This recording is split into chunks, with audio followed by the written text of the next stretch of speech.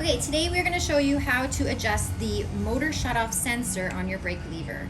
Sometimes you'll find that if this sensor needs adjustment, you'll get an error code, or your motor won't engage, or your brake light, if you have one on your bike, will flash as if you're braking without you depressing the brakes.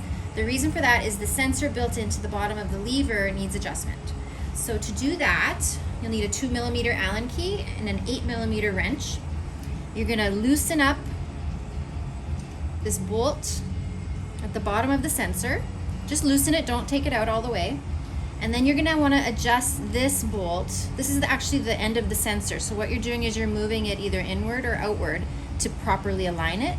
This is gonna take a bit of guesswork and experimentation to figure out if you need to loosen it up where it's moving outward, or if you're gonna have to tighten it to move it inward. Once you've done that, close this up again, tighten that up, and you should be good to go.